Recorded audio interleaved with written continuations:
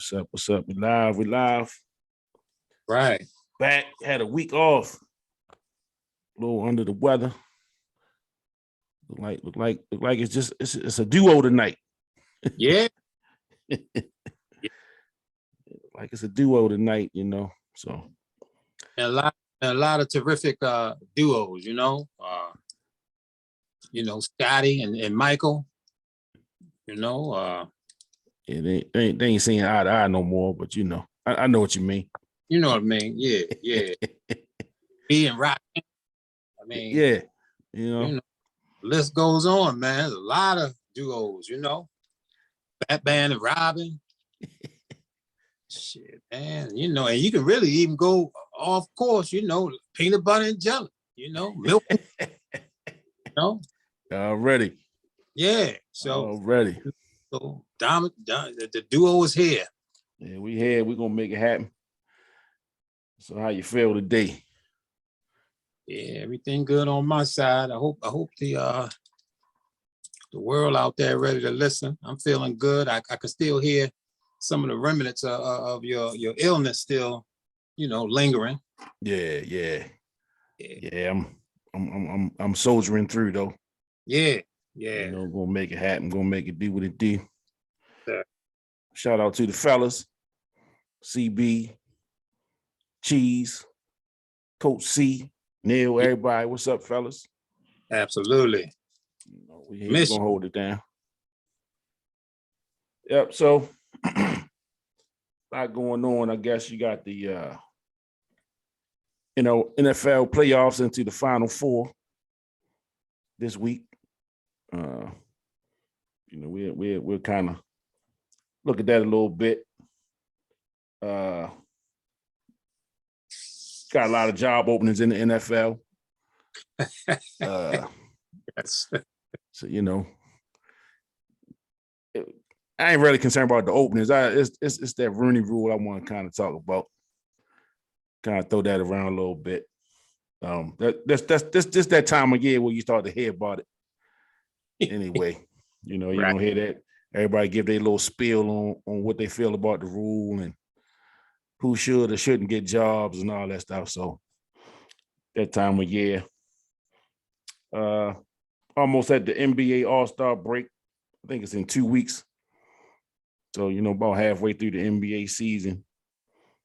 Now the pretenders are going to start to fall off this time of year. Pretenders start falling off. The contenders start to kind of show themselves a little bit. Might be some teams that surprise us playoff-wise.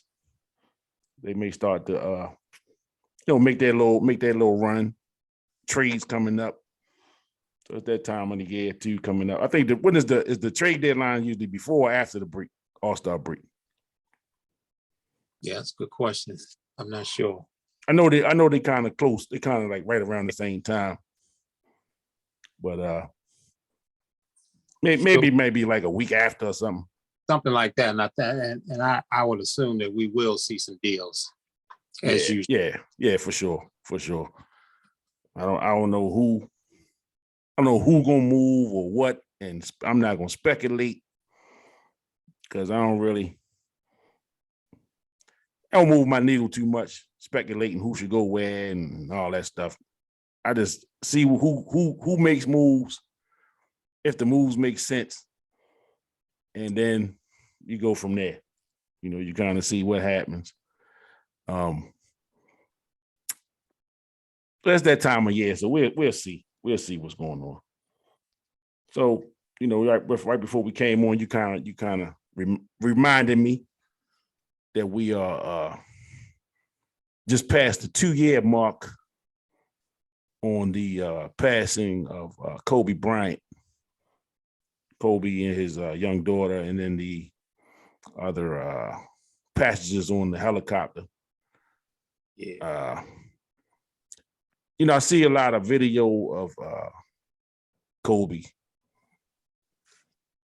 I mean, we pretty much do this every week. Everybody know how I feel about Kobe. Like, I was not a fan, but I respected what he brought to the game and what he did on the court. I'm not a I'm not ridiculous enough to, just to hate on the guy. I know he was one of the greatest that ever played. So to look at some of these videos,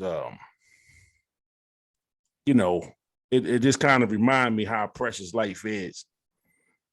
Kobe's young man, you know what I mean? A young man with a lot of life left to live, and from what I've heard and seen, he was really just getting started on that second act. The business acumen and with his involvement with women's basketball, with his daughter being a pretty good ball player. And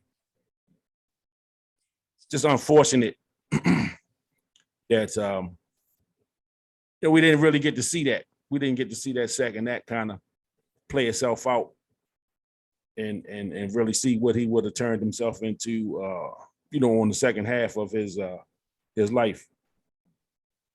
So, gotta dedicate the show to Kobe Bryant and all the other people that perished in that accident as well. And I think too, I think sometimes too, again, it's unfortunate for those other people when their lives weren't any less important than Kobe's, but because it was Kobe and who he was, they kind of get overshadowed.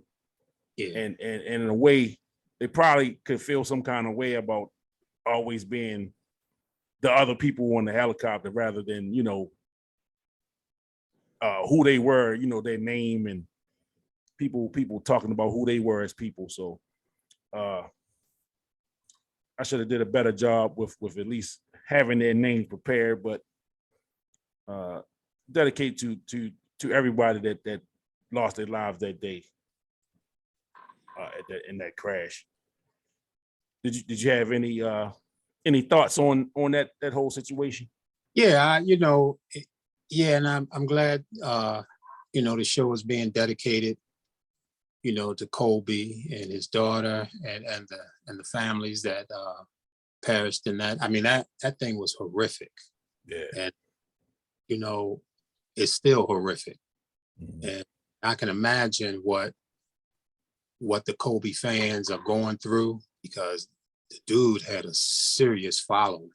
Mm-hmm. And I'm gonna tell you, I didn't really realize his following was that great until this took place. Right. And so it really exceeded what I thought as far as, his following and the impact that he had on a lot of the players in the league. So, when you saw,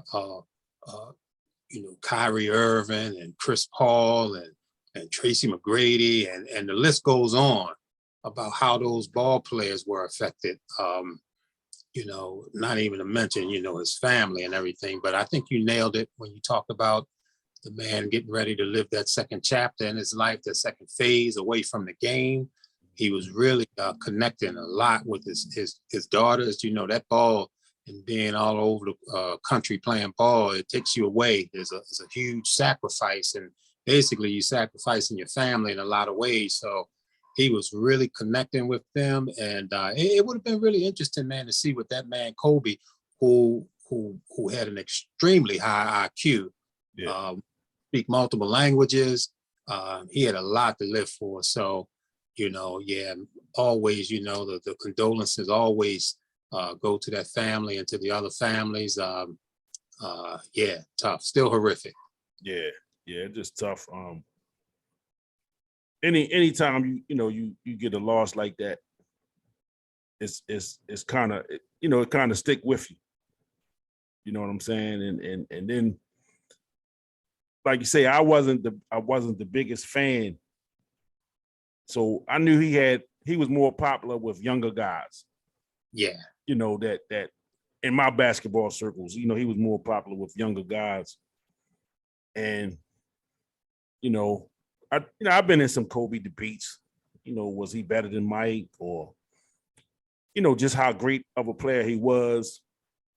Most of my issue with him was more personality wise, and I think early on, and it's funny, because I've seen an interview with Kevin Garnett.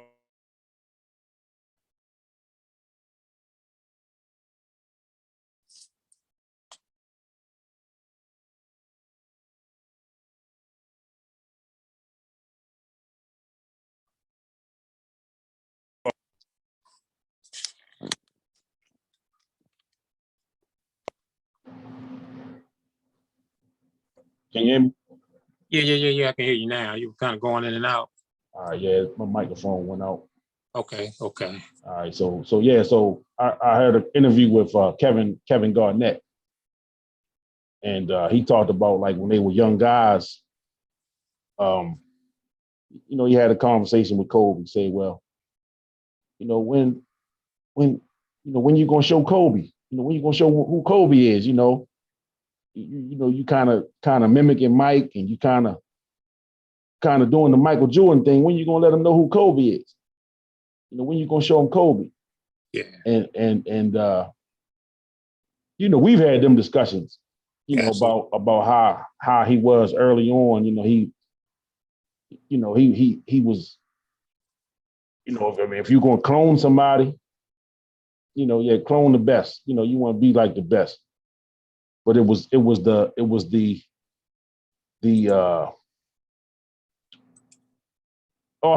authenticity that I kind of took issue with early on. And he came into his own. He kind of figured it out at some point, and then he had the issue with the teammates. But now that I'm able to kind of look back at it and from a, I guess, a more mature set of eyes, I gotta always remember that guy was 17 years old when he came in the league. Yeah. So he came in the league as a kid. So, he's on a team with grown men. You know what I'm saying? And he's trying to, because I've heard the stories about some of the guys wanting to hang out with him or, do certain things. And he was kind of like, nah, I can't. Well, he couldn't go to the bars, so he couldn't do those type of things. So he was like, well, why I need to hang out? I can't do those type of things anyway. So that was kind of his stance. So he worked out. He just would go to the gym, stuff like that. So it was just a disconnect. You know what I'm saying? And then I think it's kind of a little generational thing too. The old guard, they were kind of on their way out. The guys we kind of grew up watching and were fading out. The guys who were kind of in our age range or whatever were kind of the guys at that point. Were getting older. So, you got these new guys, that new energy coming, and he represented, the next wave of guys, because we know throughout the whole 90s, it was who's the next. Mm-hmm. And a lot of guys, man, tried to put that hat on and hat didn't fit. Ain't fit. Hat didn't fit. So, at all. Man, Kobe was able to take that thing to the next level.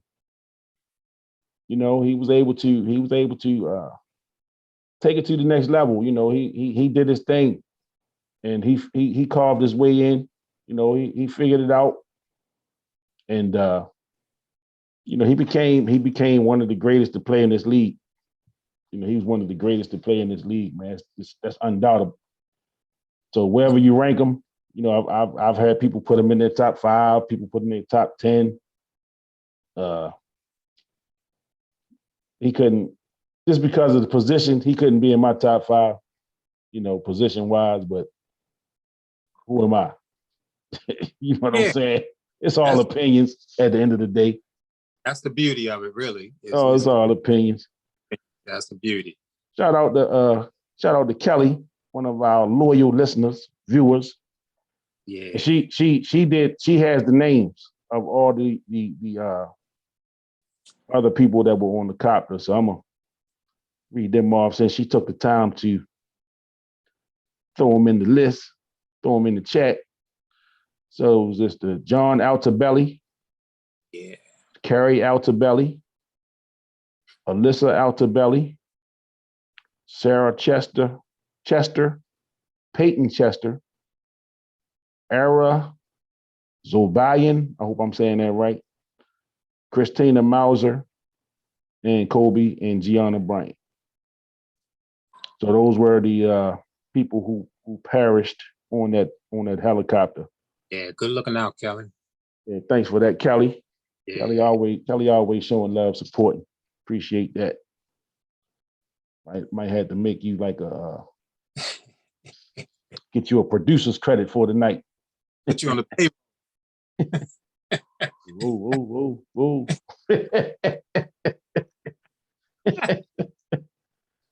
yeah.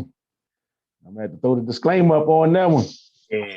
But I do wanna follow up on some of the things you mentioned about the great Kobe Bryant. Mm-hmm. And I think the key word that you dropped was authenticity. Mm-hmm.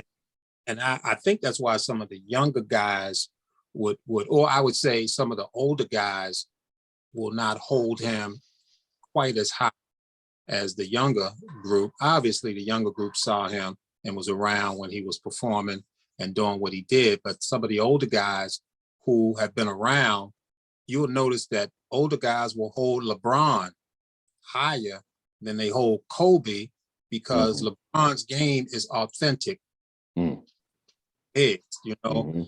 Kobe like a replica of Jordan. And although a replica can command a lot of money, it will never command nowhere near as the original. Right. And I think that he was so much of a replica. He loved Jordan so much. And when he started talking things that Magic was his idol and all those kind of things. But here we are looking at this Michael Jordan. Yeah. He started to lose that connection with a lot of older heads, and I think the fact that he is so much of a replica, he looks so much, his game is so much patterned after Jordan, it definitely reduces him on that all-time list. He ain't as high on that list because his game was not authentic. It was almost like you've seen it before. And in reality, there's only 2 times in Kobe's career that my eyebrows was raised, and one was when he scored 81. Yeah. I said, what? He scored how many? Yeah. And then the other one when he scored, what it was, 60 or something. I never watched that last game, but I heard he scored 60 or whatever it was. But I know he took a whole bunch of shots on that last game. Yeah. Yeah, those were the 2 times that my eyebrows got raised with Kobe. But other than that, I think all the other ball players that you see, like the AIs and the LeBrons and the KDs and all these guys, man, their games are really unique. And that goes way to me and as far as looking at the greatest of all time and ranking these players. Yeah. And then like Kelly mentioned LeBron is like a mixture of a lot of the older guys. He bring the passing ability of a Magic and the athletic ability of a a Michael Jordan. I mean, he could, he's a big body. He's like a Larry Johnson body. Yeah. Karl Malone. You got Larry Bird instincts in there. I mean, yeah. He's like a smorgasbord of, name it. Yeah. He got a little bit of in there. He got a little bit of that. What you call that? A gumbo. Yeah. He like a gumbo. He got a little bit of everything in there. Right. And when it's all said and done, you got to give that mixture its own name. Yeah, for sure. Its own name, and LeBron speaks for himself. Yeah. He speaks for himself. The name he has. So. Yep. And he ain't done. No, he's not done. They say great break Kareem's record shortly. Yeah. Ain't done. I know he's been sitting out the last couple of games, so that probably got something to do with it too. Kind of probably gonna time it up where he's gonna be home or something. Yeah. where Kareem will be there. They'll make a big thing about it, but that's the marketing, that's the business of it. Yeah, that's how they do it. I don't get too caught up in none of that, but again, dedicating it to Kobe tonight. This won't be the last time his name will come up here, I'm sure. I'm sure of that.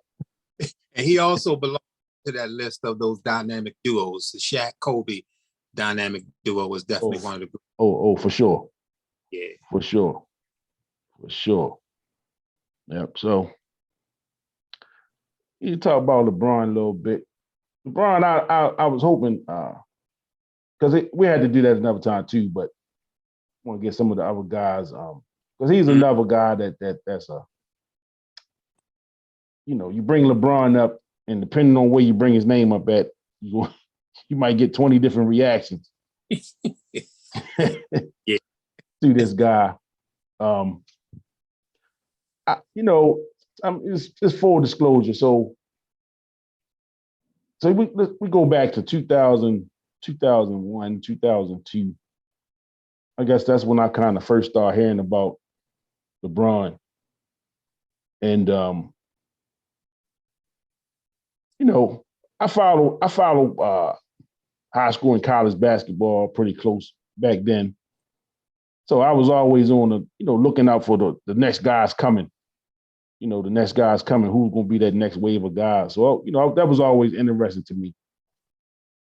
And so, like the mid to late 90s, we were seeing the guys, starting with KG, Kobe, guys going straight from high school.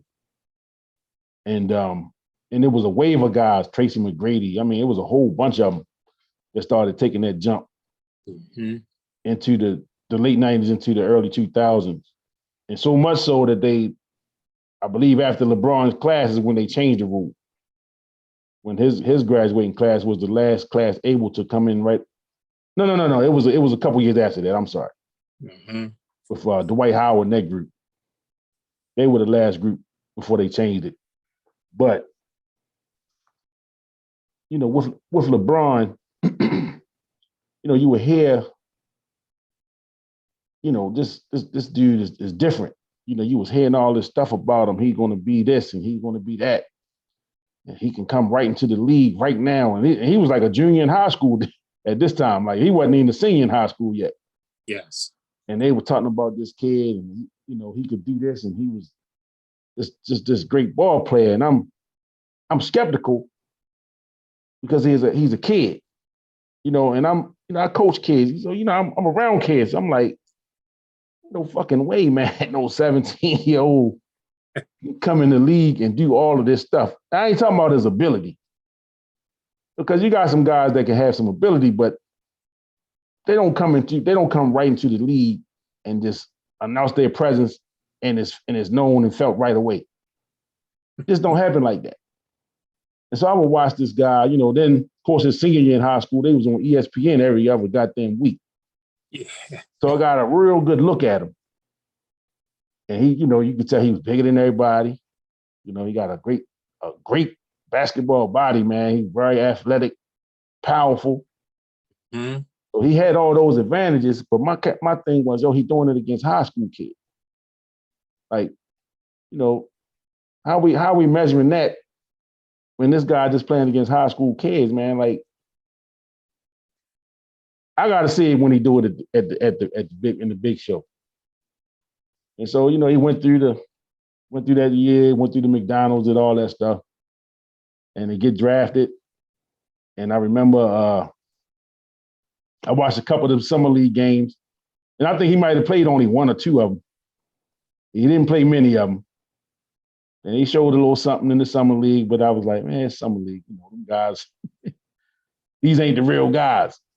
Yes. And so I remember, I had the NBA package. And that year, I watched probably more Cleveland Cavaliers games and Denver Nuggets games than I ever watched. Because you had Melo, the Baltimore guy, in Denver, and you had LeBron, the golden child, in Cleveland. Yeah. And so I watched this guy And the good thing was, Cleveland was on the East Coast. Denver was out in the Midwest, so I could kind of stagger the games. So I could watch, pretty much a lot of both of them. And hey, I was like, damn, you know what I'm saying? They telling me, because they kept saying, yo, the boy, he couldn't shoot. Like his shooting is going to be an issue for this kid. And I'm watching, I'm like, yo, he don't look like yet. His shot is ugly. He got a real hard shot. You know what I'm saying? So like if it ain't like nets, if it hit that rim or anything, it's gonna take a long bounce. But if he can get it where it's going in, man, he makes shots. Like he don't miss. He's not shooting a poor percentage.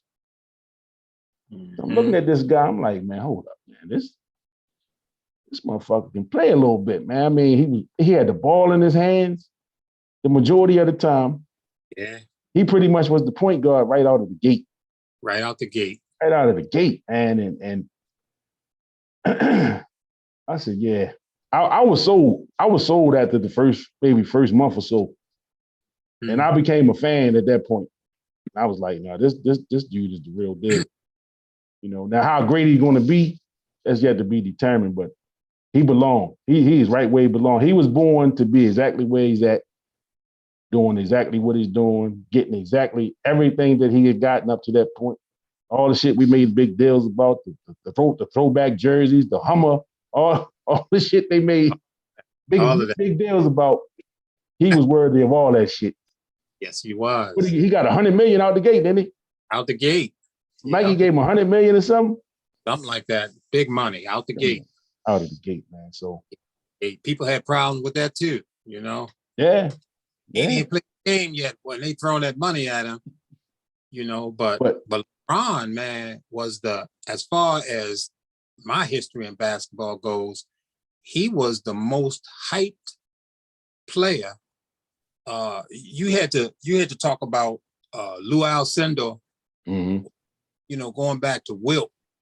They hyped Bill Walton a lot, but LeBron was hyped more than any other player. He was hyped with the giants, like those big guys.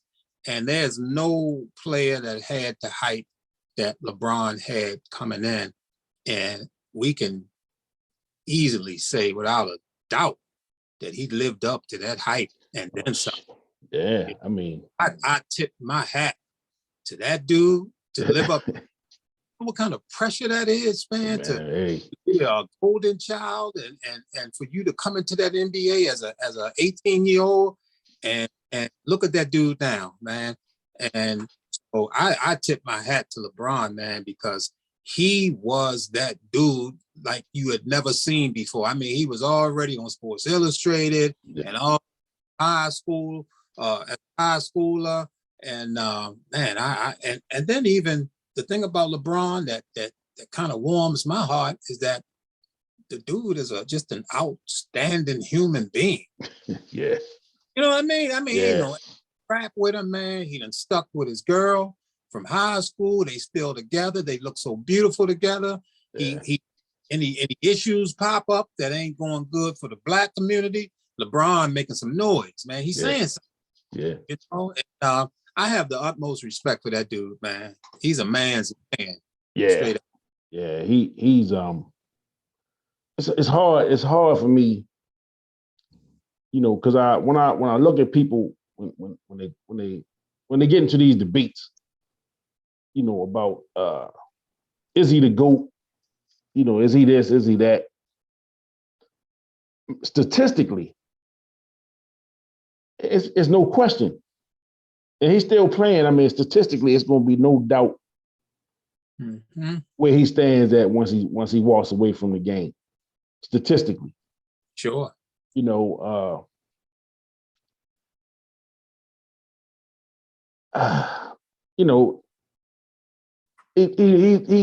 some things. See now stuff to get attached to him, and people start to say, "Man, they make excuses for him." They make excuses for him. So I watch this guy, and I watch him, and he will say it, and he said it. if he had to do over the whole decision to leave Cleveland, he would have did that shit a whole different kind of way. Yeah. Knowing what he knows now, he would have left and he just did it quietly and went on and whatever happened. The announcement. Yeah, and that was, you know, it turned into a big goddamn spectacle. Absolutely. And then the goddamn press conference to announce the motherfuckers afterwards was even worse.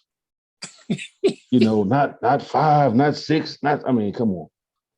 You know, so we know how that turned out. Right. But they go to Miami. You know, they get 2 out of 4. You know, they're in the finals every year. You know, I think we kind of look, people kind of tend to look at the losses and determine his greatness by his losses. Yeah. You know, and that's opinion. That's people's opinion. Like I don't get too caught up in that because I know it's not easy. It's not easy to get you to finals. Number one, it's not something that it's not just you write it in that we going to the final. It don't work like that. You got to win them games. You got to, you know. So when you talk about from 2011 to what 2016 in the finals every year. Every year they're in the finals with 2 different teams. Yeah. In the finals every year. They he was in the Olympics, 2012 and 2016. Dang. So that's 2 of them years. He got 82 games plus however many playoff games in the finals. And then the Olympics, you know, all that goes into that. You know what I'm saying?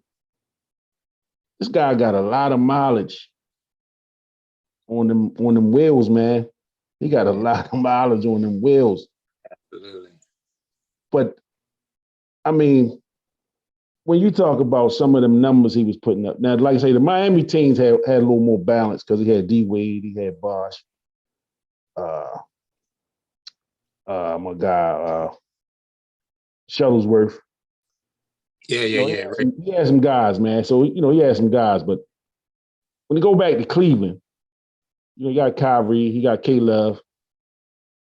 And the first year, K-Love is hurt, and Kyrie got hurt the first game against Golden State. And then you got pretty much LeBron and the Miracles at this point. Yeah. And you know, Golden State, man, was just too much for him. You know, and you know, people it's that, you know, he's supposed to be the king and you know, he losing to these guys and this, that, and the other. I'm like, yo, when you build a team up a certain way for a reason. So when you talk about 2 of your main pieces are gone, so you got Della Vadova and, you know, these kind of guys playing all these extended minutes, man, in the finals. Yeah. Was Kevin Love on the team? Yeah, he was hurt. He was hurt before the finals. Damn. He was hurt before the finals the first year. For the finals, yeah. You know, and then the second year is when they beat him. Yeah. And they still was down 3-1. You know what I'm saying? They still down 3-1 and you know, and Draymond get thrown out and the NBA had to fix in all the shit that we had. Yeah. Golden State had 3 opportunities. 3 opportunities to close that shit out. And they couldn't get it done. You know what I'm saying? I think that game 7 was on their floor. Yeah, it was in Golden State. And they lost. It. Right. So, you know, I don't get too caught up in some of that, you know, because a lot of it just hate. They just, if you don't like the guy, just say you don't like him. You know, I'd rather I can take it a whole lot better if you just say, look, I don't fuck with LeBron. Right. You know, and I ain't gonna never give him credit. It be like that sometimes. Yeah. Because, man, with people like that with everybody. Every superstar had their detractors. Yeah. You know what I'm saying? You had people that hated Magic. That motherfucker smiled too much. You know what I mean? He's smiling and that. But Magic out there fucking everybody up. that was you? It was me. You know? Wow. Me, man. You know, I don't like that motherfucker Mike Jordan, man. He ain't all that. You know, I don't like Mike Jordan. I don't like Isaiah. All of them had their detractors. All of them. All of them had their detractors, man. So that shit par for the course. Everybody ain't everybody cup of tea. I wasn't fucking with Kobe Bryant, you know. And that's just how it was. And I hated the fact that the motherfucker was winning. But I came to my senses, you know, with Kobe. And I told you this shit before. You know, 2003. I know it was 2003 because I was getting some goddamn work done at my house at the time, so I had shit everywhere. It was a Friday night. I'm sitting at my desk amongst all the shit that was everywhere because I was getting the work done, and I'm watching the Lakers and the Spurs on a Friday night. They was a late game on a Friday night on, I guess it was TNT back then, TBS, one of them. That motherfucker would not miss, man. And he was taking some great shots. I'm talking about what's my man, Bruce Bowen, and them guys was on his ass, man. I mean, you couldn't have played them no better than they was playing. Excellent defensive team, San Antonio. And Kobe was on something that night. And he kind of, I said, damn. Like, you know, and it was hard for me to give this motherfucker credit at that point. It was hard. It was hard for me to watch that game. I'm like, God damn, yo, this motherfucker is tough, man. You know, and I had to, you know, I had to come off my little hate. You know, like, hey, play a little bit. You know, all that shit I was dreaming up in my mind about him. I gotta, I gotta let some of that shit go, man. Or I'm gonna miss it. You know what I'm saying? Or I'm gonna miss the greatness. If I keep with this hate that I had, I'm gonna really miss out on it. Mm-hmm. And I didn't want to miss it because I love basketball more than I hate Kobe. You know what I'm saying? So I was able to respect what he was doing from that point on, and you know, really have some respect for him and what he was contributing to the game. But same thing with LeBron. And LeBron just I don't remember which finals it was. I think it was one they lost against Golden State. Because they played, what, 3 times? Yeah. Where this motherfucker was he was leading every fucking statistical category in the finals, man. Yeah. That shit was incredible. Incredible, man. I mean, he leading in points, rebounds, assists, fucking block shots. I mean, whatever this fucking the statistics was, he was leading that shit. Yeah. For the finals. No one had ever done that before then or since. Nah. And so you know, it's not an open and shut case, you know, for that GOAT. And people get caught up in it. And, you know, Mike Jordan for me is the GOAT. You know, but as time moves on, and I think somebody just said it recently, I can't remember who, but, you know, as time goes on, we tend to forget, you know, as younger people start picking up the game, Michael Jordan's contributions won't mean as much to them as it did for us. Same way, you know, Kareem and Wilt and them guys, their contributions kind of faded.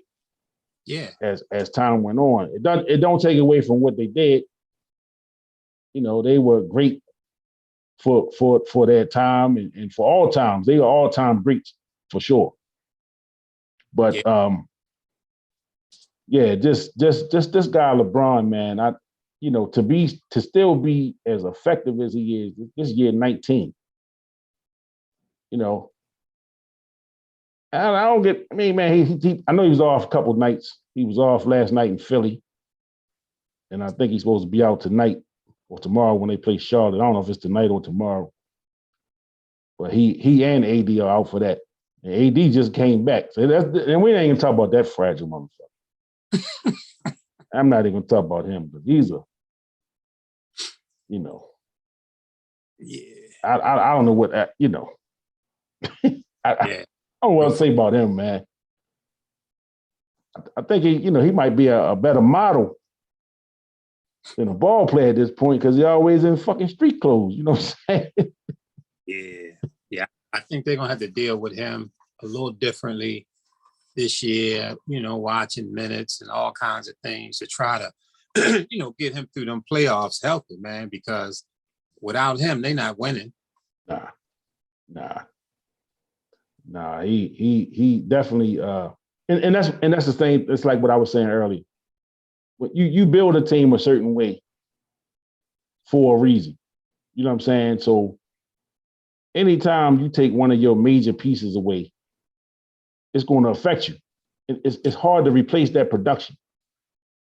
You know what I'm saying? It's hard to replace that production. Yeah. And sometimes I think, man, like when we fans, we be just thinking, yo, go get somebody. Go get somebody. Go fill that void. Yeah. This shit is not that easy, man. It's not that easy. And it's a business. You know what I'm saying? Everything gotta make sense. The money gotta make sense. The production gotta matter. So it's not plug and play. We're not playing fantasy sports. It's not like Madden where you can trade, fucking Kevin Durant and bring him to your team on Madden and shit. You have a squad full of goddamn superstars. Yeah. But it just don't work that way. So, but this guy LeBron, he is this shit is incredible, man. He like I say, this is year 19.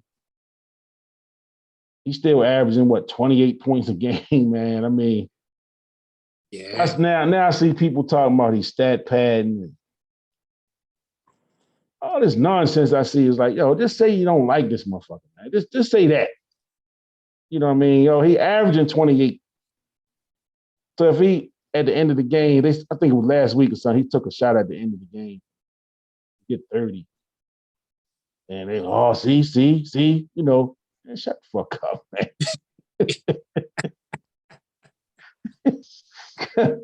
Because it's usually people that couldn't make a right or left hand layup, you know what I'm saying, with nobody guarding them anyway. They got the most to say about this dude and what he's doing or have done. So he just a guy, man. He gonna always get that kind of emotion from people because he's so good. And he's not everybody's cup of tea. Everybody don't like him. Everybody don't like how he move. Everybody don't like that he move around like he wants to. And that's another thing. He got the business of basketball in the palm of his fucking hand, man. He playing the game, and he playing the business game better than anybody that's ever did it. Better than anybody that's ever did it. So, he should have stayed in Cleveland because Kobe never left the Lakers, because Jordan never left the Bulls. They had guys come to them. So, yeah, but Kobe did try to get up out of LA. Yes, he did. Let's not overlook that. Mm-hmm. It was rumors that Mike was going to leave the Bulls back there in the late 80s. Yeah. Early 90s, So this shit wasn't unprecedented. LeBron, and then he came at a time. He came around at the right time. The players got more control now than they've ever had. And you got people that tend to don't. They rather the players be kind of controlled. The old-fashioned way. We want the teams to be in control. But man, players have figured it out. Like, yo, you're not gonna win without us. Yeah. So you're gonna pay me. You're gonna pay me one way or the other. I'm gonna get my money. So if you're not gonna give it to me, I'll go over here to LA to get it. I'll go down there to Miami to get it. But last thing on LeBron, I can be all night on this guy. The original move from Cleveland to Miami, right? Remember, they went to the finals in was it 06, 07, something like that. Spurs fucked them up. Easy money. But I mean, LeBron took a bunch of guys that probably wouldn't get out the first round, wouldn't even make the playoffs without them. And they get them to the finals. Right. And then you look at the moves that the Cleveland was making in the years after that, before he left and went to Miami. Mm-hmm. And I remember Cleveland was rolling one year, and their big midseason move was they traded for Antoine Jameson. Yeah. Yeah. And these are the type moves that you expect to win a championship with. And we talking about Antoine that had probably had played his best basketball early with the Wizards. With the Wizards, yeah. He kind of was behind his best basketball was behind him. Yeah. And that was their big midseason move.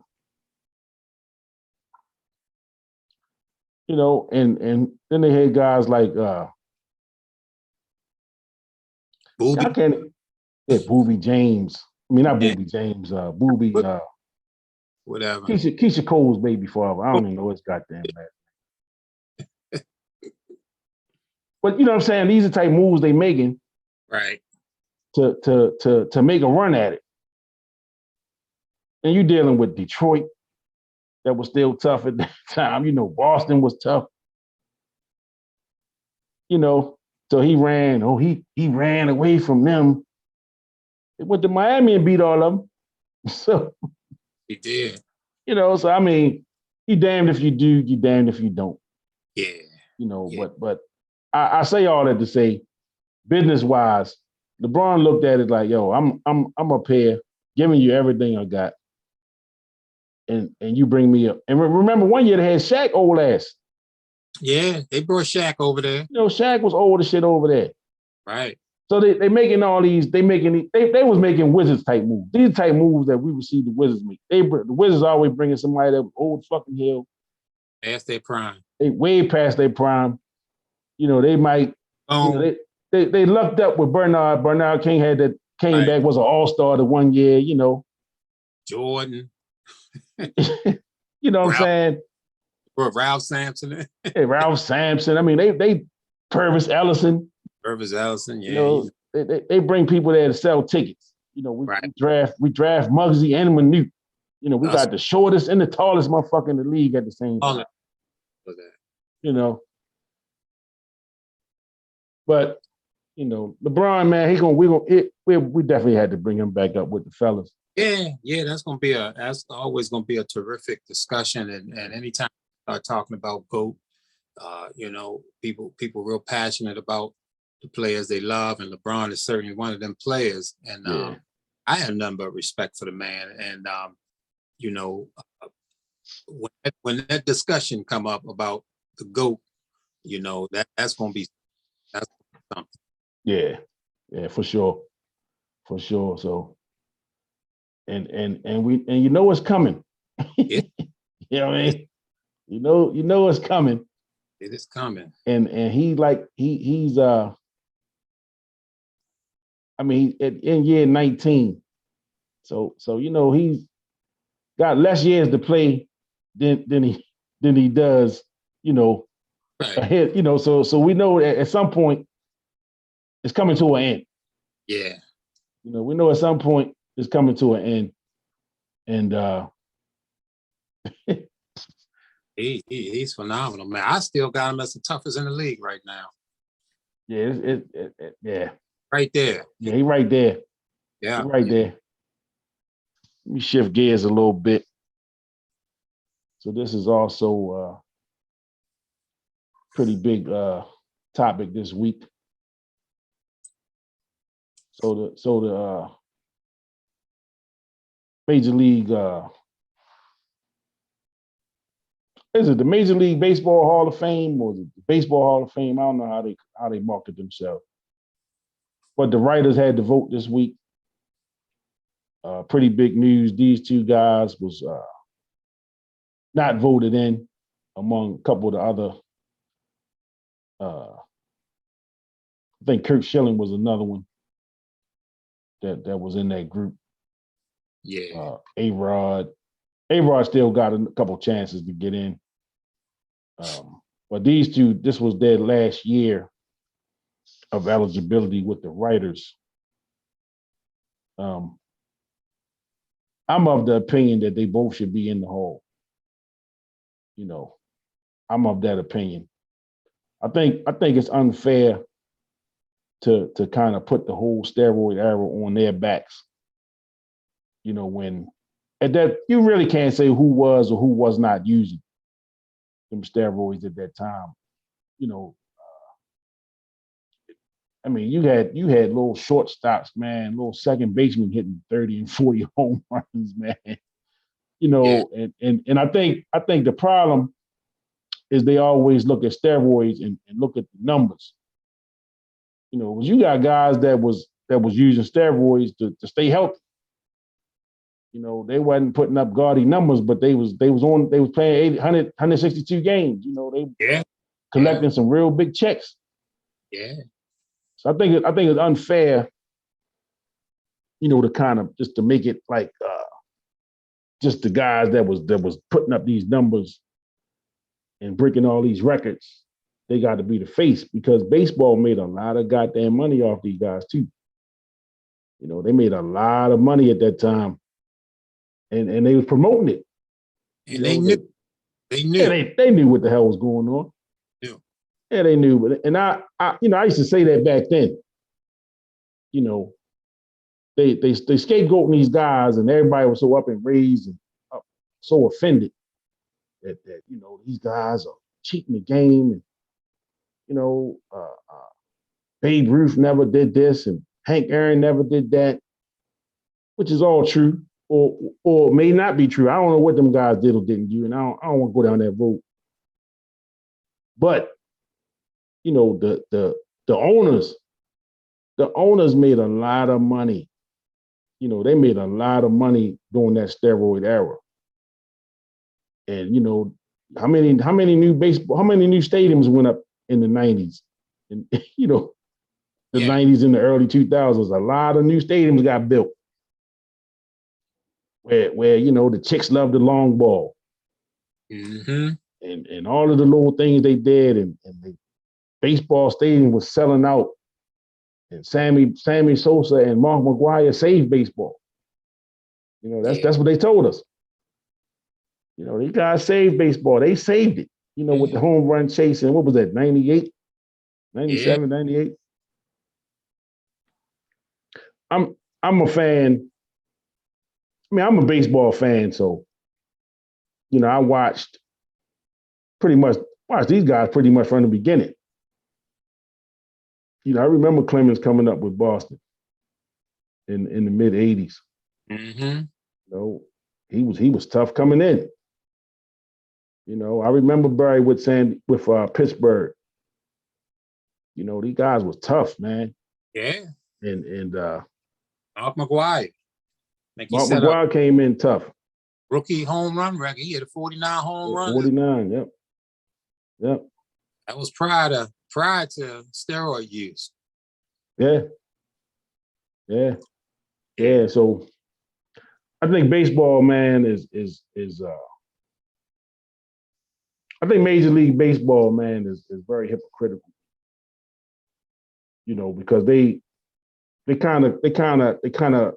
cashed them checks. You know, they cashed them checks all those years, man. They promoted these guys. And then when it got too hot in the kitchen, left them dudes in the kitchen by themselves with no extinguishers. Y'all deal with that shit. We're gonna wash our hands. We're gonna take our money. We're gonna clean this thing up. Yeah.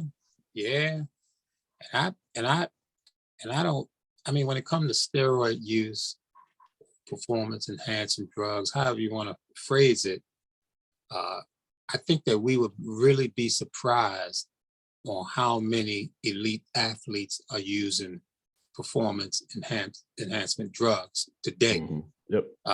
If someone would put a gun to my head and ask me if Usain Bolt was on it, my answer would be yes, he was on it. If somebody put a gun to my head and asked me, was LeBron on it? I would say, yeah, he's on it.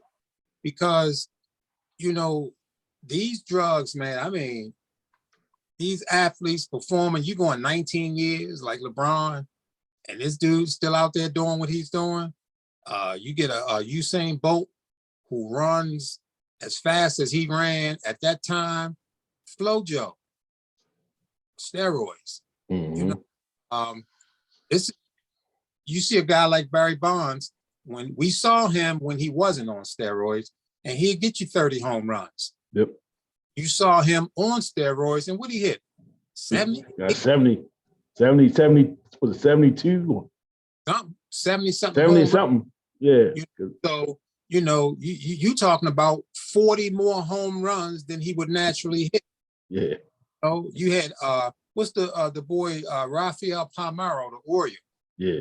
Rafael Palmeiro had 3 or 4 seasons in his career where he had 500 or more at bats, and he would only hit like 8 home runs and 11 home. He was a slap. Yeah. He started taking steroids, and the guy started hitting 30 and 40 home runs. Yep. Then he pointed his finger at Congress and said, you know, what's wrong with you? I ain't never taken steroids. Listen to me. Listen to whatever he said. Yeah. So the performance enhancement drug, and I tell you, there was I heard a interview with Hall of Famer Mike Schmidt, Philly's third baseman, Hall of Fame, great ball player, and they was asking him about the steroids, and he said, I can't promise you now. He was retired at this time, and he said, I can't tell you that I would not have taken steroids if it was all. I mean, because there's a lot of money attached to steroids. Yeah, and for sure. All players, I mean, so basically when you see steroids and you don't see nobody else getting caught, steroids is millions of dollars for you. Yeah. Yes. So, and I think it's widespread in the NBA. I think it's widespread in track. I think it's widespread in football. I think it's just widespread. And I think that the use of it now has trickled down clearly into college and into high school. I mean, it's a way to become rich. Yeah. Yeah. Yeah, man. And you know, if you on the cusp of making it, and that's available, and it's widely available, how you gonna turn it away? How you gonna turn that away? How you gonna turn that away, man? How you gonna like, nah, I ain't gonna fool with that. It's a lot of temptation. Have to turn it away. And your morals, your morals will definitely get tested. And, we are made to believe that these are bad guys now. The way they are portrayed almost villainous. Yeah. Almost like, traitors. You know what I'm saying? How you would treat motherfuckers that betrayed the country. All that kind of stuff, man. I'm like, man, this is baseball we're talking about. You know what I'm saying? These guys played baseball at a high level. And I know Cheese, when Cheese was on here last time we were on, and we talked about Barry, when we were doing the Barry and Ken Griffey. And he talked about coming up to the plate. Barry may see 6, 7 pitches, and only one of them are going to be for him to hit. And he never missed it. You know what I'm saying? How much discipline it takes to just stand there. I mean, you got people, sometimes you got these guys throwing the ball at you, trying to get you off you, get you thinking about, he gonna hit me with it, or throwing it way outside, throwing it up at your head, throwing it at the ground. and they're gonna try to sneak one little fastball in there to get a strike, and he's gonna crush that motherfucker. And I don't think you can take steroids, ain't enough steroids that can get you that kind of discipline. I don't believe. You know what I'm saying? And so, you know, I think that part, when you have mortals, you know what I'm saying? You got people that couldn't hit a fastball if you underhanded it. A beach ball, they couldn't hit a beach ball. Let me just say that. Talking about this guy or these guys that play these sports, man, at the highest levels. And we're talking about whether they are good people or whether they are cheaters or whatever you want to call them. You know, we both played sports. You know what I'm saying? I don't know who the highest level person you've been on the basketball court with, but you know the difference. Oh, heck yeah. You know what I'm saying? You know the difference from when you go out to the court, you playing with guys, whatever, and then you get on the court with that somebody or guys that's at another level. Yeah. This shit is, the difference is obvious. You know it immediately. All right, this dude is different. You know what I'm saying? And I've been on the basketball court with some guys that, you know, clearly played the game at a different level than everybody else. You know what I'm saying? And I'm glad I was able to see it, you know, because sometimes when we watch, you know, we fans, we get caught up in he a scrub or this guy this or that guy that. You know, we kind of, when they're not performing like we think they should, you know, we want to add all these adjectives to their name. Well, he ain't this, or he a mop. Okay. Yeah. Yeah, my opinion of that shit changed real early on. Once I was able to see some of that stuff up close and personal, I said, okay, it's a whole nother throttle that we wasn't privy to. You know what I'm saying? Just playing with the guys we played with, or you know, watching the people we watch play. You know, there's a whole nother level going on. You know, I remember a few years back, man, it was a young guy played for Milford Mill, ended up going to Virginia Tech. Richard Johnson. You remember that name? He went to Milford? He went to Milford Mill. Just like in the, I don't know if it was like the late 90s or the early 2000s. What sport? Football. Football, okay, yeah, I don't know. He played football. So at Milford, he was the quarterback. He was the DB, I think. He ran kicks back, punts back. He just a superior athlete. So it's almost like, you know, when the kid Tavon Austin was at Dunbar. Yeah. I never got to see him in person, but, you know, I watched him on TV a couple of times, and you could see he was different. That was this guy. You know, Richard Johnson, Milford Mill. We went out there to watch them play, I believe they played Randallstown. I think he scored 5 or 6 touchdowns that game. Wow. And it was a clear difference. He was just so much superior than everybody else on the field athletically. You know what I'm saying? It was just unfair. And, you know, it's when you see that, when you're able to see that up close and personal, you know, that greatness, it lets me know, you know what I'm saying, especially when they get to the next level and they doing the things they do at the next level, man. It just show you, man, it's another level, or it's levels to this whole thing. You know, and I think a lot of times as fans, we get caught up in, we think it's just easy. You know what I'm saying? It's nothing easy about none of this stuff. You know, these guys, man, put that work in, but they go out there and they grinding, and guys that's able to excel, man, and get to that top tier in any sport, and I take my hats off to them, man. I take my hat off to them because it's definitely not easy. Not at all. You know, it's definitely not easy. So with all that, You know, I think there's a veterans committee. I think I was hearing something about that they'll have a chance to get in with the veterans at some point. So I think that's probably the only chance they got right now to get in the hall where they belong. And not only them, but you know, Pete Rose as well. I think Pete Rose definitely belongs in. And we know what that's all about. The gambling. Seem like they standing their ground on the steroid guys or people who they feel were on steroids. Seem like they're holding the ground, not allowing them guys in. It personally don't make a difference to me one way or another. Right.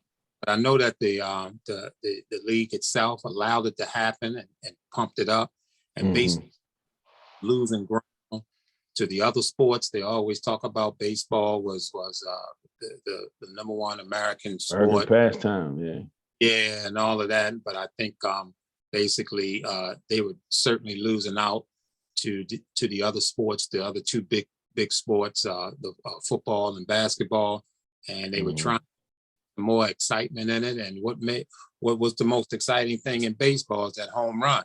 Yeah. And you know, the balls was flying all out the stadiums, and it was really ridiculous, man, to see that and to see the baseball celebrating this, knowing that these guys were amped up on steroids. It was, and you know, I think when it comes to the steroids, it's clearer to understand, you know, the impact of the steroids when you sort of look at track and field. Whereas you may look at so for instance, for female sprinters, you know, you can go back to say 1960, Wilma Rudolph. She was world record holder. She might ran 11 flat, and then her record gets broken maybe by Wyoming Tyus, who breaks it by a tenth of a second, a hundredth of a second, and then the next person breaks her record by you know, a hundredth of a second, and then it come down, and then the next record go down. I mean, and the record is always broken by, and the same thing with the men's sprinters. The record is always broken by a fraction of a second, maybe a hundredth of a second, or a tenth of a second. And as they start to break the increment down to even more, you would see, you know, they would just slice just a little bit off the record. But then when the steroid era came into play, when Ben Johnson in 1987 and FloJo in 1987, they break the record. The record went from 10.76 to 10.49. They had never seen a record smashed like that before. And same thing with Ben Johnson. Ben Johnson had been taking steroids since like 1982. Yeah. And he worked longer and he could work harder and his body could recover faster until he finally caught up to the point where he could start breaking these records and stuff. So steroids is real. It's out. I believe the athletes are using it today. The technology of hiding it is superior. And I don't think you can get around steroids. And someone in the know said that there is no one that can make an Olympic final or a world championship final in track and field who is not on steroids. So when you get ready to run the 100, you everybody on steroids. Yeah. To get that point. And it's just the way it is. We can forget that thing about no performance enhancement drugs. It's here to stay. Well, you only had to be a professional athlete, right, to get a performance enhancer. You know, I see commercials all day, every day for performance enhancers. Right. Everybody want to be at their top. You know, there's commercials every day for goddamn enhancements. And, yeah. You know, you need a little help. Come on, get some of this. You know what I mean? Make you feel 21 again, goddamn. That's what they say. Yeah.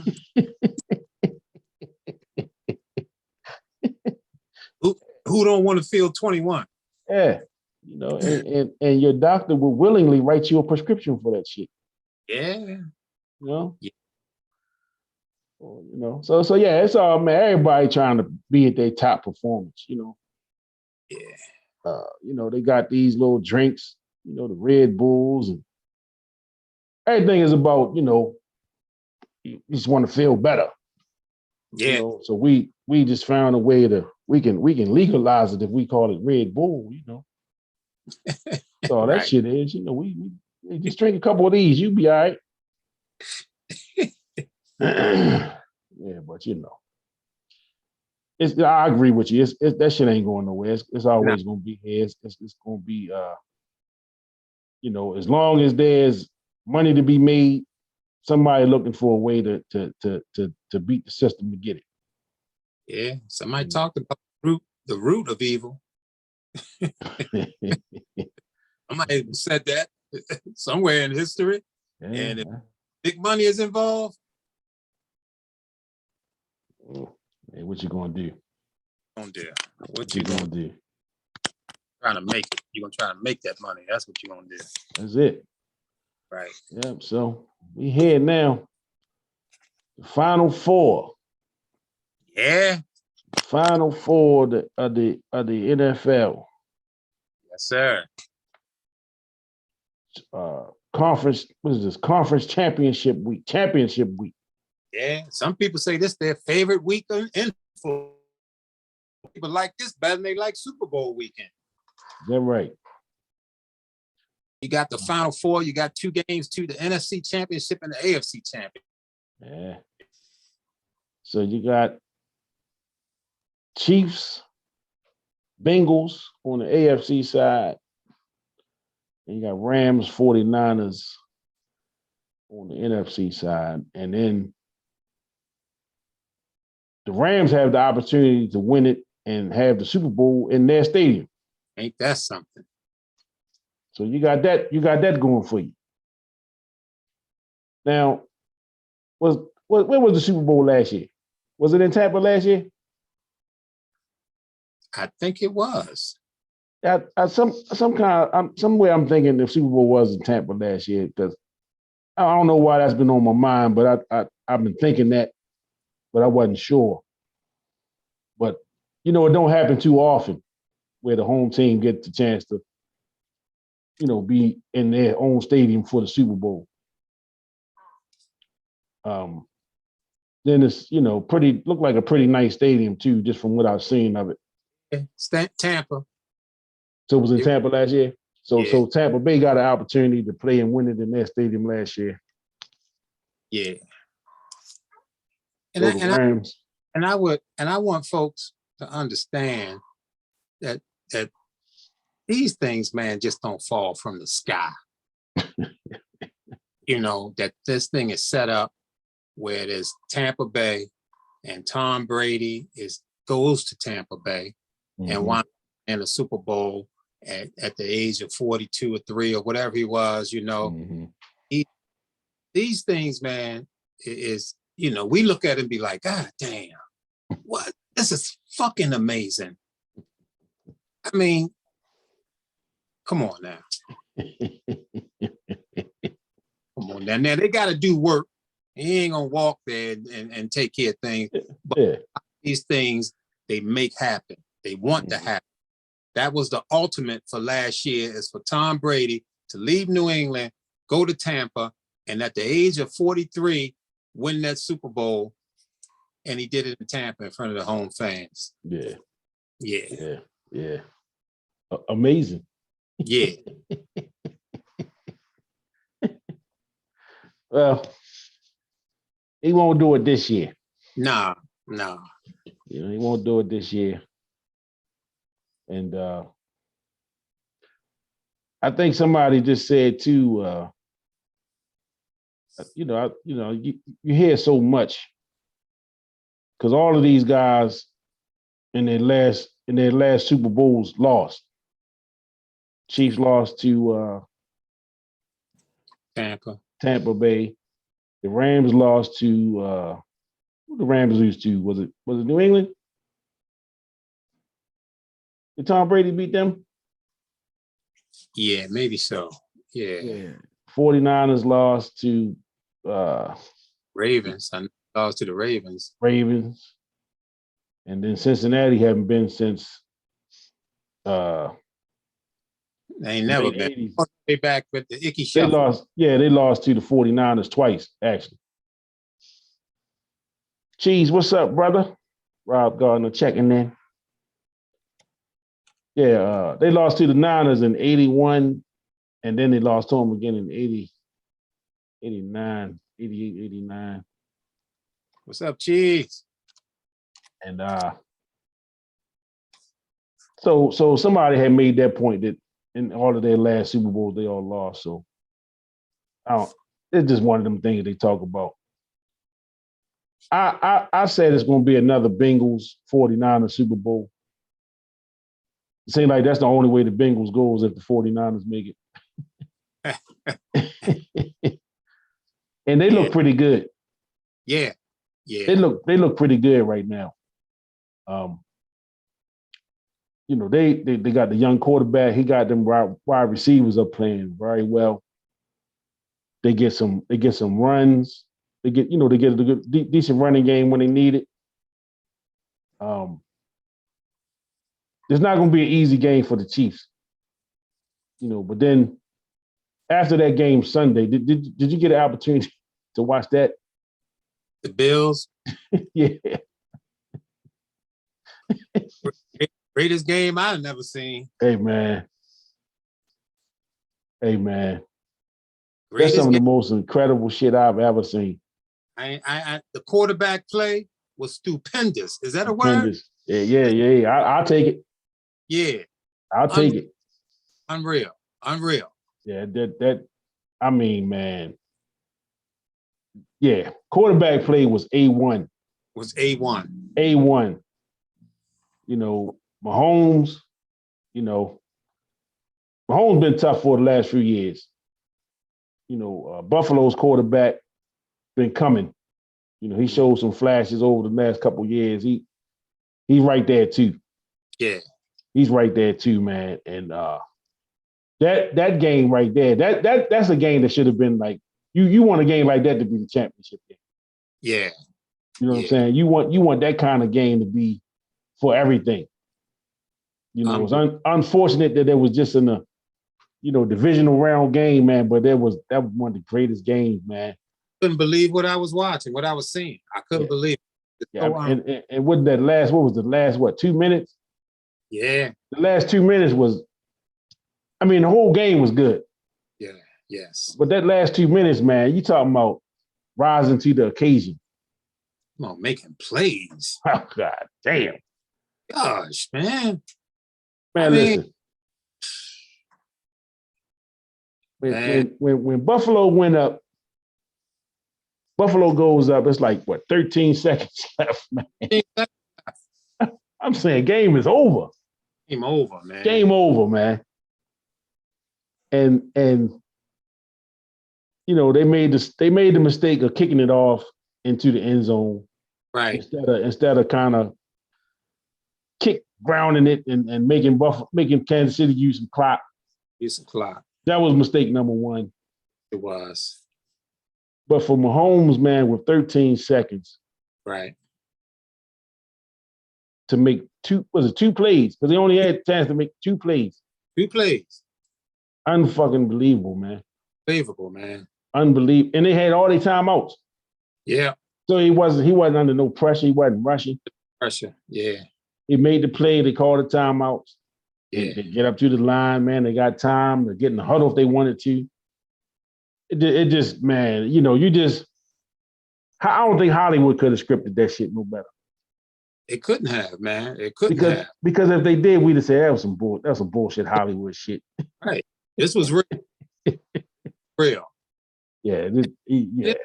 And it lets you know when you talk about, needing, trying to win games like this. Now, if either one of them teams, like Coach just said, that kickoff, they kicked it in the end zone. That was probably that changed the course of the game. Yep. that might have been the play, the winning play for Kansas City to win this game. That's how great these teams played. They played at that level, and something as what we would think would be insignificant probably made the outcome that it was. Yeah. Unbelievable. The Unbelievable. Ravens already had used all their timeouts. Yeah. Yeah. And the Ravens. And I mean that was just the last game.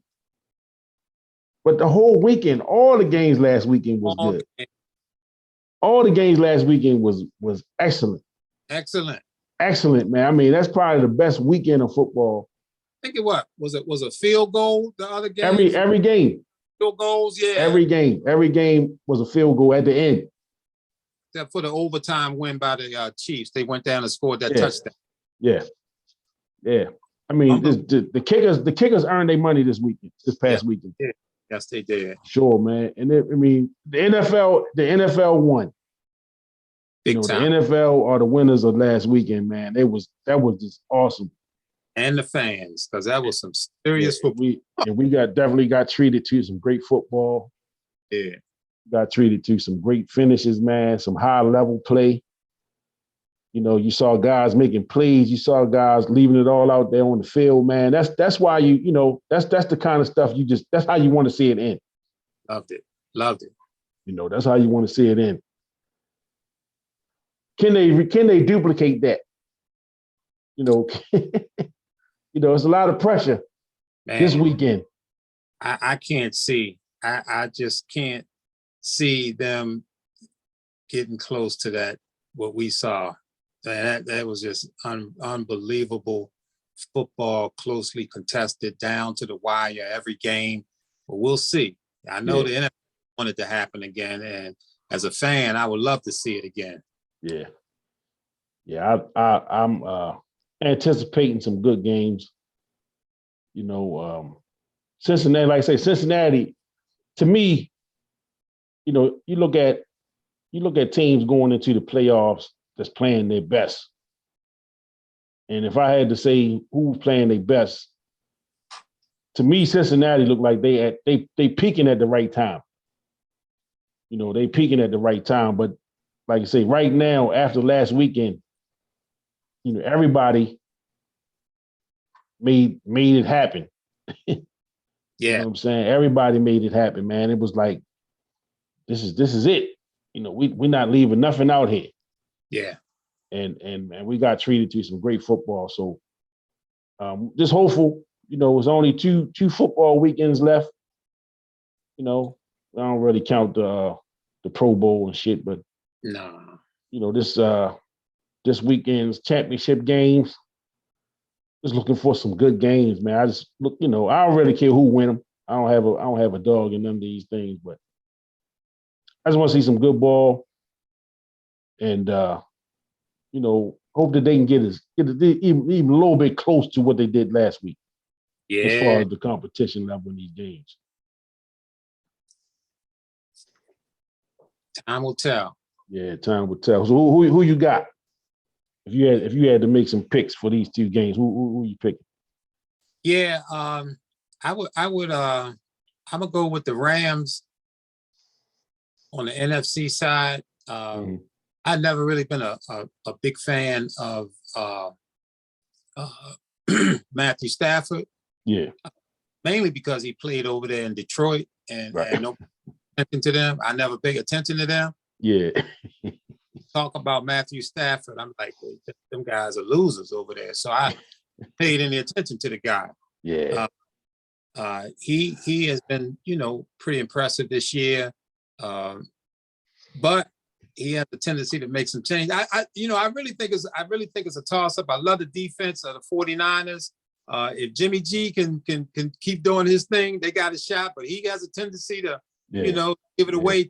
He gave you something away. I'm just going to go with the Rams, based on, they got Larry Donaldson and what's that all world corner they got? They got some playmakers. Yeah. Jalen Ramsey. Jalen Ramsey, yeah. You know, they got them playmakers there. And then when you look at the way Stafford been playing, I'm a go, you know, with the Rams on that one. Mm-hmm. But it should be a close game. The 49ers got what it takes, man. If Jimmy G can be cool, they can get this. Yeah, and he may be the X factor. Yeah.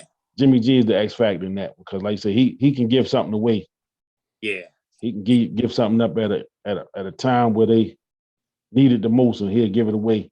When did he come out in the draft? The year he was drafted. What round did he get drafted? Was he a first round quarterback? I don't think so. I don't think so, but I know he was up there with Tom Brady. Yeah. I know he was backing up Brady up there, and up in New England. It was grooming him, and they got his value up, you know, and they was able to move him. You know, they was able to move him for some draft picks and whatnot. Yeah. But I don't remember what year or what round and none of that. I just remember they were pumping him up for a couple of years. He was backing up Brady, and he showed that he could play a little bit. Got his trade value up. Ralph Brooks, what's up, homeboy? He was selected in the second round. They say second round. Okay. England Patriots, which was probably low second round, knowing that the Patriots always win it. So it's probably low draft pick. What about our guy Mahomes? He was a first round guy. Yeah, he was a first round guy. Yeah, and you're looking at Stafford and Burrows were the number one overall drafts of their drafts. Yep. Yeah, I think Jimmy G, his pedigree is a little less than the other three coming to the league. So I'm gonna stick with the Rams on that, but believe me, I would not be surprised if them 49ers come out victorious. Yeah, for sure. Yeah. And who you taking on the other side? On the other side, man, another difficult pick. I of all the teams I've seen play this past season, Cincinnati was the most impressive.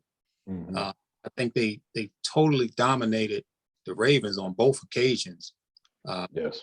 I know that last time we had some guys off the street, practice squads and all that stuff, but they beat us the same way when we did have some guys out there playing that first go round. Yeah. So I know that they have the potential to really be good. They was the best that I've seen. I think Joe Burrow, he is clearly legit with a lot of confidence, and he's got that cockiness to him. I love that, and we're gonna be dealing with these dudes for years to come. Cincinnati ain't going. No, they ain't going nowhere. Yeah, they're not going anywhere. And I know Kansas City, they were moving a little bit slow early in the year when we played them. They weren't quite up to speed. Matter of fact, people was pretty much tossing them to the side and thinking that they're not even playoffs, but they got it together. And we all know man. I mean, that guy is spectacular. He was spectacular last week. And again, a great game there. And man, tough pick, man. But I'm gonna go with the I think Kansas City probably would be the favorite in the game, but I'm gonna go with Cincinnati. Yeah. Yeah, that's what I'm going with Cincinnati. Yeah. And I'm gonna go with the Niners, but yeah. I don't know that game probably, like you said, it's gonna come down to Jimmy G. Yeah. That game, but I'm Cincinnati to me look like the team to beat right now. Yeah, and I agree. Being AFC North, we gotta deal with these teams. We gotta deal with them twice a year, every year. For the next few years, it's gonna be tough. Gonna be tough, man. It'll be tough, man. So, we will see. But I hope this weekend is at least 3/4 of what we got last weekend.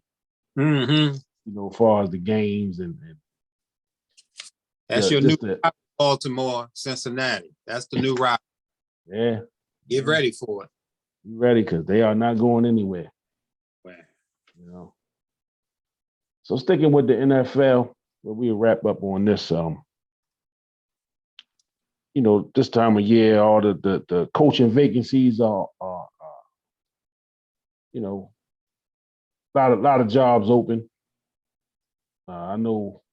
I think the Giants filled the position today. I think.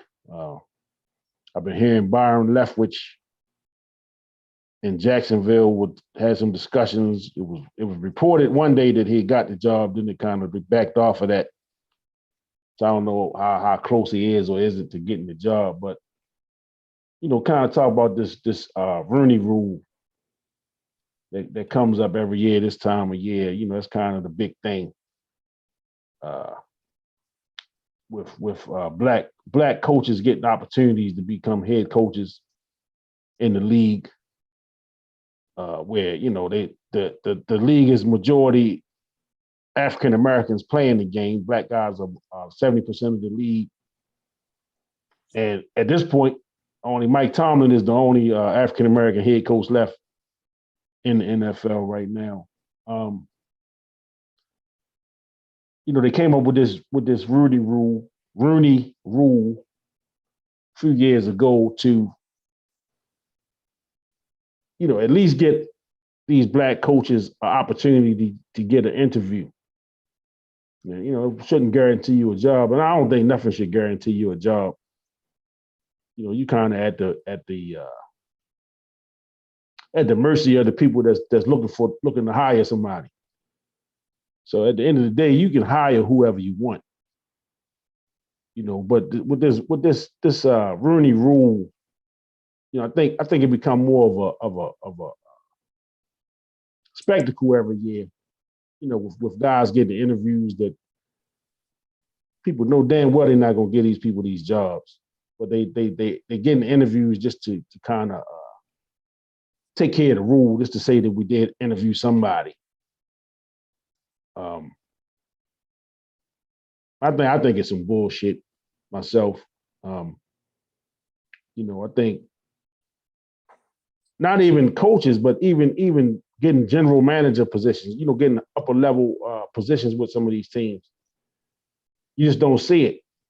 You know, you don't see a lot of black guys becoming presidents of teams and general managers and let alone head coaches. You know, you see a lot of coordinators and, you know, position coaches and things like that. But as far as running the teams and running these organizations, you don't see it. Of course, there are no black owners in NFL. So I think that's part of the problem too. The ownership, you know, just not being in position of ownership to make those type of decisions. But you know, that's a whole nother subject. Yeah, whole nother subject matter, and obviously the whole gist of the rule, you know, is to give the minority, you know, an interview basically. Yeah. You must interview a minority before you can hire a coach. And you know, I'm sitting here looking at the rules now, and they didn't propose some additional changes to strengthen the Rooney Rule, including 1, clubs must interview at least 2 diverse candidates from the career development advisory panel list, or a diverse candidate not currently employed by the club. So they come up with this list. Folks make the list. The brother you mentioned, the Tom Brady's offensive coordinator, Byron Leftwich. And the defensive coordinator up in Buffalo, Leslie Frazier is another one who they've been interviewing. They're saying clubs must conduct an in-person interview with at least one external minority candidate for any GM or head coaching interview. 3, clubs must continue to consider multiple diverse candidates. 4, clubs must maintain complete records and provide them to the league upon the commissioner's request. 5, if the final decision maker is involved at the beginning of the hiring process, they must be involved through the conclusion of the process. I mean, you know, clearly, if they need a Rooney Rule to be in effect, having that rule is clearly saying that the league is not interested in hiring any minorities. Mhm. So you need a rule to be in effect to get an interview. Clearly, the NFL, man. I mean, you know, if you look at, you know, I don't know what the 100-year anniversary was, maybe 2-3 years ago. Mhm. You know, and they ranked all the greats in the first 100 years of the NFL, and you will notice they were all kind of great running backs, great receivers, and all the positions were filled with a lot of great black ball players. But when you got to the quarterback position, you know that there were no quarterbacks that made the top 100 all-time list. There was no black quarterback. Now, we understand that it's not because of the talent. We made the list because the opportunities didn't really exist for a lot of the quarterbacks. So if that was true for the quarterback position, imagine what it is for the coach. For 100 years of coaching, I don't know how many Art Shell, any other black coaches. I think Flores would Oakland would be considered a minority. Mhm. With the boy that coached up in Philly for a little bit. Ray. Yeah, Damn. yeah, I can't remember Ray's, like Ray Rhodes. Ray Rhodes. Yep. Ray Rhodes. Coach up there. Minnesota coach. Minnesota coach Denny Green. Denny Green. Of course. What's the one that's doing the announcing now? He was with the Colts and with Tampa Bay. Yeah. Damn. Tony Dungy. Tony Dungy. Jim Caldwell. Caldwell. Yeah, but you had a few. We had a few. We had a few. Marvin Lewis. Marvin Lewis is in there. So slowly, people come in, but yeah, it's sad that you need to have a rule to try to force the league to you know, just interview guys. Yeah. I just it you know, it just shows you, man, you know, it is, you come so far, but you still got so far to go. Yeah. You know, and it's like, you know, when you talk about playing the game at a disadvantage, you know what I'm saying? It's like, well, you got the opportunity. People don't understand that you know, we're playing against something we can't legislate. You know, when somebody got in here, and ain't a rule, ain't a Rooney Rule. It's nothing that they can put in paper in black and white that can change that. You know what I'm saying? If in my heart, I believe that you are not good enough, no matter what you accomplished on the field, no matter how great of a coordinator you've been, I may not want you to be the face of my organization. Absolutely. For whatever's in here. You know what I'm saying? And that's the stuff, man, that a lot of times we kind of get overlooked. You know, because you don't wear that on your sleeve. You know what I'm saying? You could hide behind that. Yeah. And that's the kind of stuff that come out in these John Gruden emails. Excuse me. Absolutely. You know, they come out by accident. Loud and clear. You know what I'm saying? That stuff was never supposed to see the light of day. You know? And so that's the kind of stuff, man, with these guys, the Marvin Lewises, you know, these guys that they're up against. and they get labeled, whatever, because they didn't get it done. Right. He couldn't win with this guy. Denny Green, they 15-1 up there in Minnesota. They running everybody off the court pretty much, and then they couldn't get it done. Right. Tony Dungy couldn't get it done in Tampa Bay.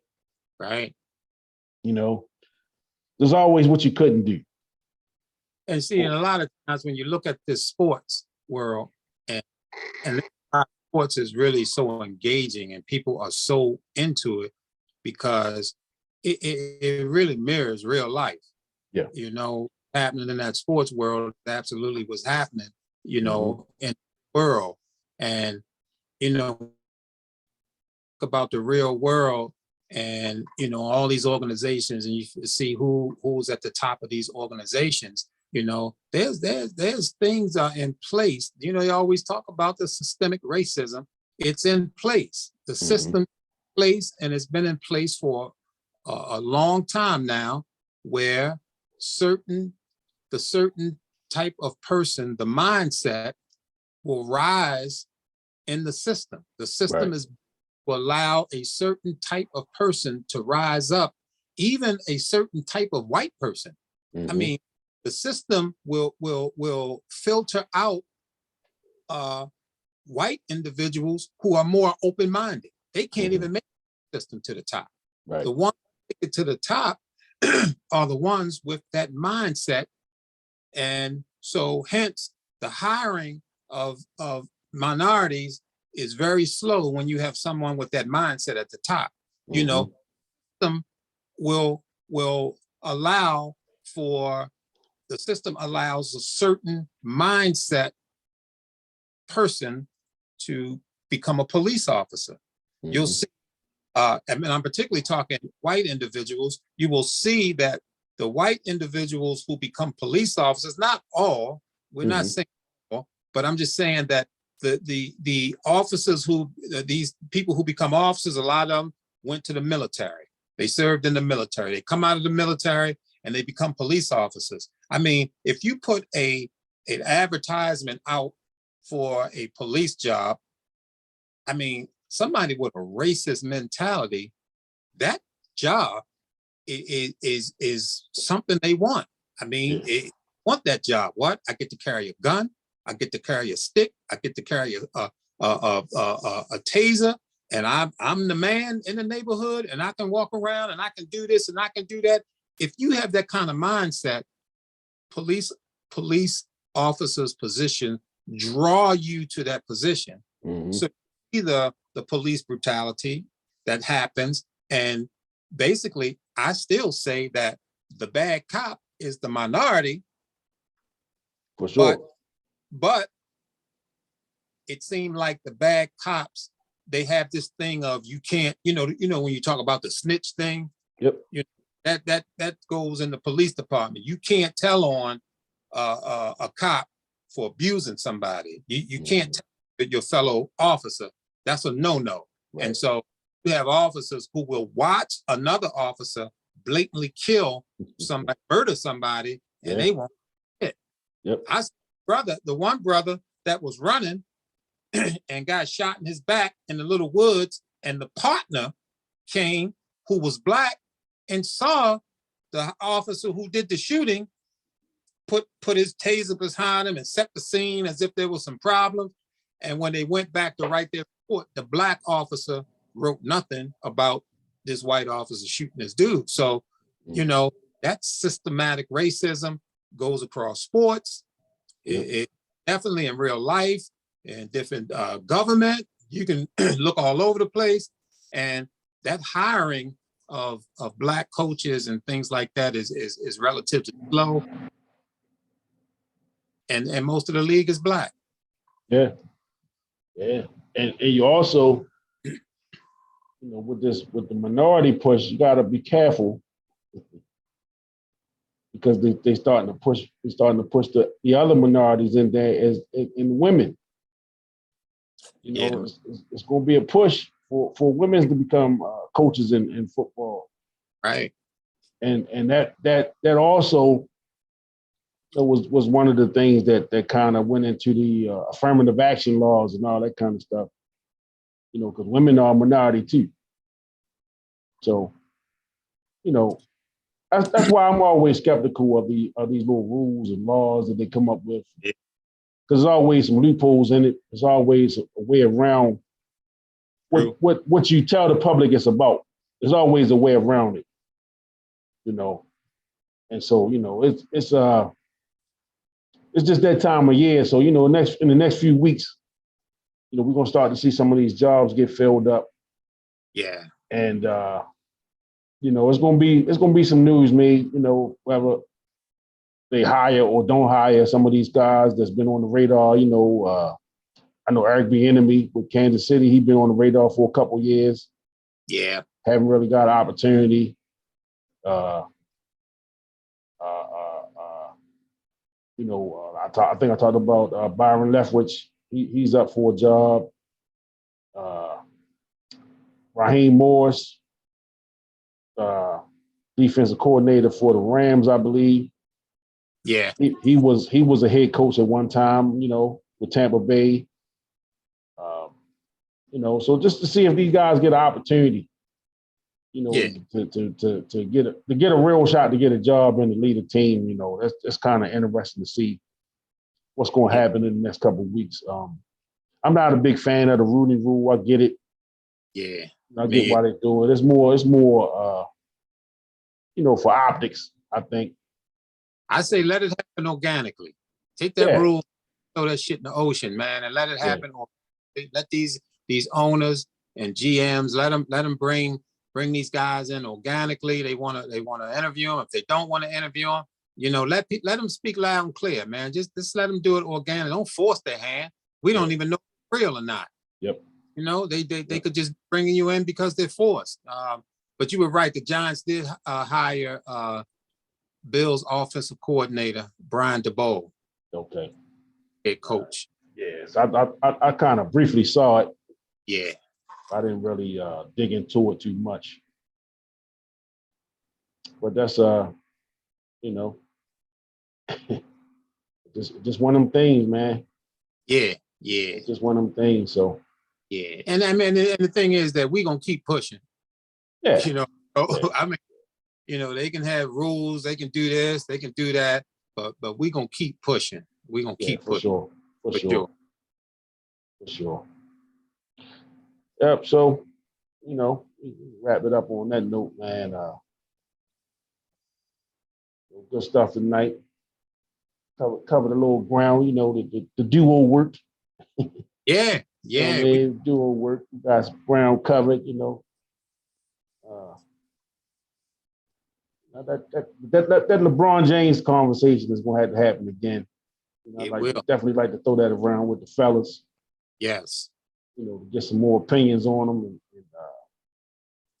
and again, rest in peace to Kobe and the others in the helicopter crash 2 years ago. This week, 2 years ago this week. Yeah, man, just a lot, man. Just hopeful, we got some good games this week with the playoffs. I don't know if they can. It's going to be tough to compete with last week for sure. You know what I mean? It's going to be tough to repeat what we saw last week. Yeah. But if we get anything close, we can have a good weekend of football. Don't go into those games watching it with the expectation that you can see that shit again. Yeah. Lower your expectations. Lower your expectations. It does happen again. Amen. But lower your expectations. Yep. So we'll be back at it, man. Next week, we'll know who'll be in the Super Bowl at that time. Maybe some jobs filled up. Yeah. Fellas might be back with us next week. So we moving along. The sports mix still growing. Follow us on Facebook at the Sports Mix. We got 400 members in the Facebook group now, so that's That's what's up. It's big, man. We're growing that way. You know, still building that YouTube page up, get that following up. Yeah. You know, that this recording will be up on YouTube probably tomorrow at some point. You know, I'll post it on my Facebook page and in the group and everything, so people can follow that. Go to that YouTube page, man, and subscribe to that page and share it with your friends, man. Make some comments on the videos. You know, all of the shows we've done previously are there. So, drop some suggestions on what you want to see. Any ideas, any topics you want to talk about, drop it. Yes, sir. Down. So definitely want to be more interactive. Yeah. You know, like I say, the Facebook group is for everybody. You know what I'm saying? Not just for me to post what I feel like. You know, if you got some topics in there you want to drop more in there and we can, you know, get the chopping up during the week. You know, we can just, you know, have some discussions on Facebook. And like I said, if it bleed over, we can bring it on to the mix for the round table. So it's just about growing the page, growing the platform, you know, building up that fan base, building up the followers, you know, share with your friends, man, share with your family. You know, you can watch us while you're sitting at your desk at work. Yeah. You know, so we growing, you know, it's coming along, it's getting there, you know, it's a process. Appreciate everybody that's been supporting so far. You know, appreciate everybody that tunes in, people that send me messages, man, that you know, encourage me to keep pushing, keep doing it. You know, they like what we're doing. So I just thank y'all, man, for everything. And we just gonna, you know, we're gonna keep coming at y'all every week with the round tables. Still working on some interviews, you know, to do some individual interviews with some folks, local people, and you know, some other people, man, that's close to the situation. So, like I say, if you got some ideas, drop them on my inbox. You know, hit me up, man. We can talk about it. If you want to come on, you know, if you want to join the panel one week, man, let me know. We can talk about it. We're just trying to grow this thing and make it fun and interactive for everybody.